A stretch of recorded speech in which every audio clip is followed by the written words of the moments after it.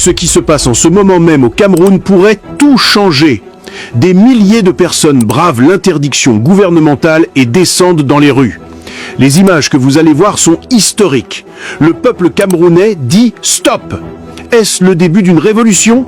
Restez jusqu'au bout car ce que je vais vous révéler va vous choquer. Si vous voulez comprendre les vraies dynamiques qui secouent notre continent, vous êtes au bon endroit.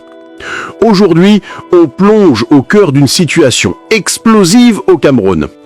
Mais avant de commencer, si vous voulez soutenir notre travail, devenez membre de la chaîne Afro-Stratège, le lien en description, et abonne-toi. Les membres ont accès à des contenus privilégiés. Maintenant, entrons dans le vif du sujet. Mes amis, ce qui se passe actuellement au Cameroun est d'une gravité exceptionnelle. Le pays tout entier est en ébullition. Du nord au sud, d'est en ouest, les Camerounais sont sortis massivement dans les rues malgré l'interdiction formelle du gouvernement. Rappelons le contexte. Paul Atanganji, le ministre de l'administration territoriale, l'équivalent du ministre de l'Intérieur, avait publié une circulaire interdisant strictement toute manifestation sur l'ensemble du territoire national. Cette décision, perçue comme une provocation par une grande partie de la population, n'a fait qu'attiser les tensions déjà palpables. L'élément déclencheur, l'appel du candidat Issa Chiroma qui a lancé un mot d'ordre de mobilisation générale. Son message a résonné comme un coup de tonnerre dans tout le pays. Le moment est venu de dire non, a-t-il déclaré. Et visiblement, le peuple camerounais a entendu cet appel. Ce qui est extraordinaire, c'est la rapidité avec laquelle cet appel s'est propagé. En moins de 48 heures, via WhatsApp, Facebook, Twitter, TikTok, le message a atteint chaque foyer camerounais. Les jeunes, particulièrement connectés, ont relayé massivement l'information, créant un véritable tsunami numérique. Regardez ces images incroyables. À Douala, capitale économique, des milliers de personnes ont envahi le boulevard de la Liberté. Les commerçants ont fermé boutique pour rejoindre le mouvement. C'est du jamais vu depuis des années. À Yaoundé, la capitale politique, malgré un dispositif sécuritaire impressionnant, les manifestants ont réussi à se rassembler dans plusieurs quartiers stratégiques. Regardez cette marée humaine dans le quartier de Mokolo. Les forces de l'ordre sont dépassées par l'ampleur du mouvement. Mais ce qui est encore plus surprenant, c'est que même dans les régions anglophones du nord-ouest et du sud-ouest, où sévit un conflit armé depuis 2016, les populations sont sorties. C'est un signal extrêmement fort. Ces images de Bandema et Bouar sont historiques. Permettez-moi de vous dire quelque chose que les médias mainstream ne vous diront pas. Ce mouvement dépasse largement le cadre d'une simple manifestation politique. C'est l'expression d'un ras-le-bol généralisé qui couve depuis des années. Les Camerounais en ont assez d'un chômage qui touche 70% des jeunes, d'une corruption endémique qui gangrène tous les secteurs, d'un système de santé en déliquescence, d'une éducation au rabais, d'infrastructures qui s'effondrent, mais surtout, ils en ont assez d'un pouvoir qui semble déconnecté de leur réalité quotidienne, un pouvoir qui, face à leurs revendications légitimes, ne répond que par l'interdiction et la répression. Écoutez ce que crient ces manifestants. On veut du changement. 42 ans, ça suffit. Nous voulons des élections transparentes. Ces slogans résument à eux seuls les aspirations profondes du peuple camerounais. Les principales revendications sont une réforme profonde du système électoral, la fin de la corruption systémique, des emplois pour les jeunes, le respect des libertés fondamentales, une vraie décentralisation du pouvoir. Ce qui est frappant, c'est l'unité du mouvement.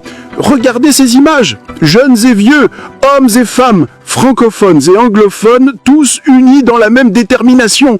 C'est cette unité qui fait la force de ce mouvement et qui terrifie le pouvoir en place. Attention, les images qui vont suivre peuvent choquer.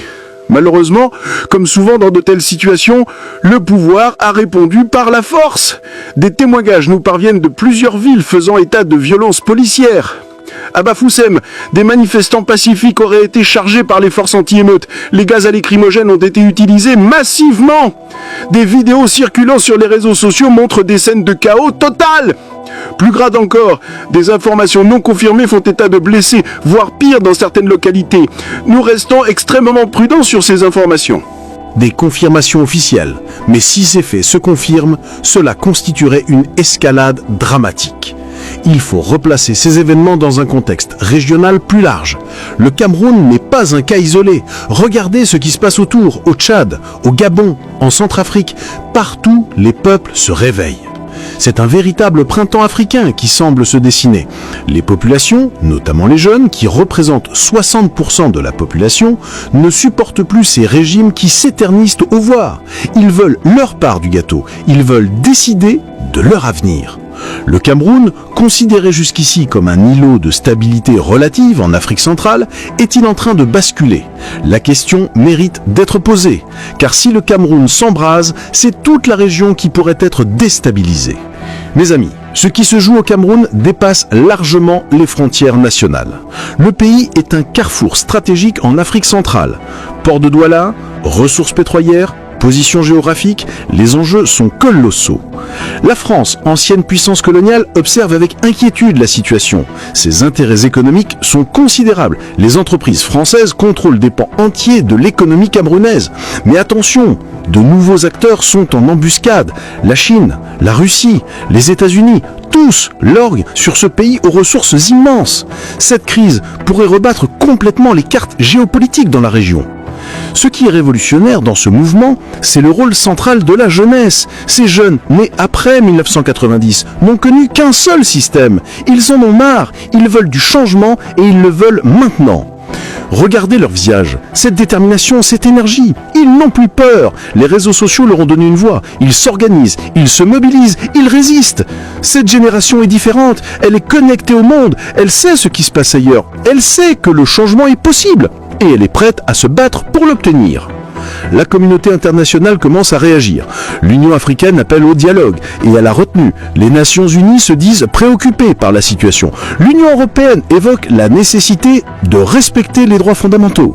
Mais ces déclarations de façade cachent mal l'embarras général. Personne ne veut voir le Cameroun exploser. Les conséquences seraient catastrophiques pour toute la région. En coulisses, les chancelleries s'agitent. Des émissaires sont envoyés, des négociations secrètes se tiennent. Tout le monde cherche une sortie de crise. Mais est-il encore temps ? Alors, que peut-il se passer maintenant ? Plusieurs scénarios sont possibles. Scénario 1, l'escalade. Si le pouvoir continue dans la répression, le mouvement pourrait se radicaliser. Les manifestations pacifiques pourraient se transformer en émeutes. Le pays pourrait sombrer dans le chaos. Scénario 2, le dialogue. Le pouvoir pourrait accepter d'ouvrir un vrai dialogue avec l'opposition. Des réformes pourraient être engagées. Une transition pacifique pourrait s'organiser. Scénario 3, le pourrissement. Le mouvement pourrait s'essouffler, le pouvoir pourrait gagner du temps, la situation pourrait revenir à la normale. Mais pour combien de temps ? Mes amis, l'heure est grave. Ce qui se joue au Cameroun nous concerne tous. C'est l'avenir de toute une génération qui est en jeu. C'est l'avenir de l'Afrique centrale qui se dessine. Mes amis, nous venons de recevoir des témoignages exclusifs directement du terrain. Ce que vous allez entendre va vous glacer le sang. Un médecin de l'hôpital central témoigne anonymement. Les urgences sont débordées, on reçoit des dizaines de blessés, certains dans un état critique, mais on nous a interdit de communiquer les chiffres. La situation est bien plus grave que ce que disent les autorités. Analysons maintenant la stratégie du pouvoir en place. Ce n'est pas du hasard si la répression s'organise de cette manière. Il y a une méthode derrière cette violence. Première phase, l'intimidation. D'abord, ils ont tenté d'intimider la population avec des déploiements massifs de forces de l'ordre, des véhicules blindés dans les rues, des hélicoptères qui survolent les quartiers. Le message était clair, n'osez pas sortir. Deuxième phase, la division. Ensuite, ils ont essayé de diviser le mouvement. Des rumeurs ont été propagées pour créer des tensions entre francophones et anglophones, entre ethnies, entre jeunesse. Des faux comptes sur les réseaux sociaux ont tenté de semer la confusion. Troisième phase, la répression ciblée. Maintenant, c'est la répression chirurgicale. Ils ciblent les leaders, les influenceurs, ceux qui peuvent mobiliser les foules. L'objectif ? Décapiter le mouvement en éliminant ses têtes pensantes. Mais parlons de ce que le gouvernement ne veut pas que vous sachiez. L'économie camerounaise est au bord de l'effondrement. Les chiffres sont alarmants. La dette publique a explosé, 45% du PIB. Les réserves de change sont au plus bas. Le franc CFA est sous pression. Les investisseurs étrangers fuient. Et maintenant, avec ces manifestations, c'est le coup de grâce. Le port de Douala, poumon économique du pays, est paralysé. Les entreprises ferment. Les banques limitent les retraits. C'est la panique. Un économiste que nous avons contacté nous confie: si la situation perdure, c'est l'effondrement total dans moins de 2 semaines. Le gouvernement n'aura plus les moyens de payer les fonctionnaires. L'armée pourrait se retourner. Cette crise politique se transforme en crise économique majeure. Et qui va payer? Le peuple, comme toujours. Un facteur que le pouvoir n'avait pas anticipé: le rôle crucial de la diaspora camerounaise. Ils sont 3 millions à l'étranger et ils se mobilisent comme jamais. À Paris, Londres, Washington, Berlin, partout, des manifestations de soutien s'organisent. Regardez ces images impressionnantes devant l'ambassade du Cameroun à Paris. Des milliers de Camerounais scandent « Libérez notre pays !» Mais leur action ne s'arrête pas là. Ils utilisent leur influence. Pression sur les gouvernements occidentaux, campagne médiatique massive, levée de fonds pour soutenir le mouvement. Boycott des entreprises complices du régime. Un activiste de la diaspora nous explique: nous avons les moyens, les réseaux, la liberté de parole. Nous sommes la voix de ceux qui sont bâillonnés au pays. Et nous ne nous tairons pas. Ce qui est extraordinaire dans ce mouvement, c'est le rôle central des femmes. Elles sont en première ligne. Elles bravent les interdictions avec un courage exemplaire. Regardez ces images puissantes. Des mères de famille qui forment des chaînes humaines pour protéger les jeunes. Des grandes-mères qui affrontent les forces de l'ordre. Des étudiantes qui mènent les cortèges. Une manifestante nous a déclaré: nous, les femmes camerounaises, nous avons trop longtemps été silencieuses. Mais c'est fini. Nous nous battons pour nos enfants, pour leur avenir, et rien ne nous arrêtera. Cette mobilisation féminine massive est un tournant historique. Dans une société encore largement patriarcale, voir les femmes prendre ainsi le leadership est révolutionnaire. Les autorités sont déstabilisées. Elles ne savent pas comment réagir face à ces mamans en colère. Réprimer des femmes, c'est prendre le risque d'une explosion sociale encore plus forte. Nous assistons à une véritable guerre de l'information. D'un côté, le gouvernement qui contrôle les médias traditionnels, de l'autre, le peuple armé de ses smartphones. Le régime a déployé son arsenal. Coupure Internet ciblée, blocage des réseaux sociaux, propagande massive sur les chaînes nationales, arrestation de journalistes, fermeture de médias indépendants. Mais c'est un combat perdu d'avance. Les jeunes ont trouvé des parades. VPN pour contourner la censure, application de messagerie cryptée, diffusion via Bluetooth, radio pirate, réseau satellitaire. Un si bel activiste témoigne: ils peuvent couper Internet, mais ils ne peuvent pas couper notre détermination. Nous avons prévu tous les scénarios. L'information circulera quoi qu'il arrive. La question que tout le monde se pose: que fera l'armée?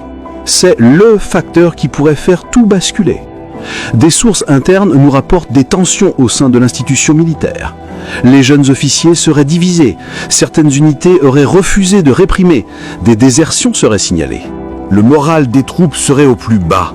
Un ancien officier nous confie: l'armée camerounaise est le reflet de la société. Beaucoup de soldats ont des frères, des sœurs, des enfants dans les manifestations. Jusqu'où accepteront-ils d'aller ? Le pouvoir le sait, s'il perd le soutien de l'armée, c'est fini. D'où les augmentations de salaire promises en urgence aux militaires, les nominations stratégiques, les privilèges distribués. Mais est-ce suffisant ? L'histoire nous enseigne que quand l'armée bascule du côté du peuple, les régimes s'effondrent en quelques heures. Breaking news, les églises camerounaises viennent de prendre position. C'est un séisme dans ce pays profondément religieux. L'archevêque de Douala a publié une déclaration fracassante. Nous ne pouvons plus nous taire face à la souffrance de notre peuple. Le sang des innocents crie vers le ciel. Nous appelons les autorités à la raison. Les pasteurs évangéliques habituellement prudents sortent de leurs réserves. Dieu est du côté des opprimés. Nous soutenons les revendications légitimes de nos fidèles. Même les imams rejoignent le mouvement. L'islam prône la justice sociale. Nous ne pouvons cautionner l'injustice. Cette mobilisation religieuse transcende les clivages confessionnels. C'est du jamais vu. Les lieux de culte deviennent des sanctuaires pour les manifestants pourchassés.